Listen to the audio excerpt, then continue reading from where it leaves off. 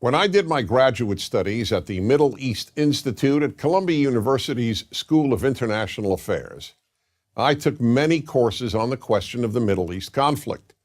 Semester after semester, we studied the Middle East conflict as if it was the most complex conflict in the world, when in fact, it is probably the easiest conflict in the world to explain. It may be the hardest to solve, but it is the easiest to explain. In a nutshell, it's this. One side wants the other side dead. Israel wants to exist as a Jewish state and to live in peace.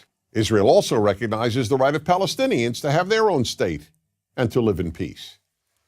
The problem, however, is that most Palestinians and many other Muslims and Arabs do not recognize the right of the Jewish state of Israel to exist. This has been true since 1947, when the United Nations voted to divide the land called Palestine into a Jewish state and an Arab state. The Jews accepted the United Nations partition, but no Arab or any other Muslim country accepted it.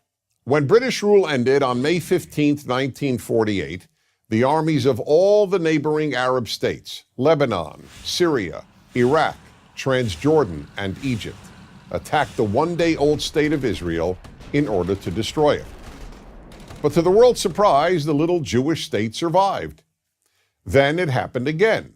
In 1967, the dictator of Egypt, Gamal Abdel Nasser, announced his plan, in his words, to destroy Israel. He placed Egyptian troops on Israel's border, and armies of surrounding Arab countries were also mobilized to attack. However, Israel preemptively attacked Egypt and Syria. Israel did not attack Jordan and begged Jordan's king not to join the war. But he did. And only because of that did Israel take control of Jordanian land, specifically the West Bank of the Jordan River. Shortly after the war, the Arab states went to Khartoum, Sudan, and announced their famous three no's: no recognition, no peace, and no negotiations. What was Israel supposed to do? Well, one thing Israel did a little more than a decade later in 1978 was to give the entire Sinai Peninsula, an area of land bigger than Israel itself and with oil, back to Egypt, because Egypt, under new leadership, signed a peace agreement with Israel. So Israel gave land for the promise of peace with Egypt, and it has always been willing to do the same thing with the Palestinians.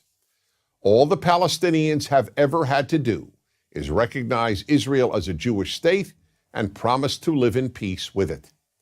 But when Israel has proposed trading land for peace, as it did in 2000, when it agreed to give the Palestinians a sovereign state in more than 95% of the West Bank and all of Gaza, the Palestinian leadership rejected the offer and instead responded by sending waves of suicide terrorists into Israel.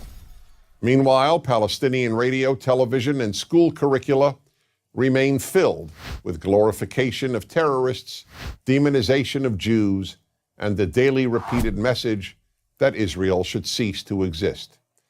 So it's not hard to explain the Middle East dispute. One side wants the other dead. The motto of Hamas, the Palestinian rulers of Gaza, is, "We love death as much as the Jews love life." There are 22 Arab states in the world, stretching from the Atlantic Ocean to the Indian Ocean. There is one Jewish state in the world, and it is about the size of New Jersey. In fact, tiny El Salvador is larger than Israel. Finally, think about these two questions. If tomorrow Israel laid down its arms and announced, "We will fight no more," what would happen? And if the Arab countries around Israel laid down their arms and announced, "We will fight no more," what would happen? In the first case, there would be an immediate destruction of the state of Israel and mass murder of its Jewish population. In the second case, there would be peace the next day. As I said at the outset, it is a simple problem to describe. One side wants the other dead. And if it didn't, there would be peace. Please remember this. There has never been a state in the geographic area known as Palestine that was not Jewish. Israel is the third Jewish state to exist in that area.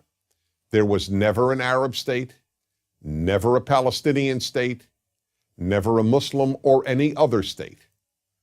That's the issue. Why can't the one Jewish state the size of El Salvador be allowed to exist? That is the Middle East problem. I'm Dennis Prager.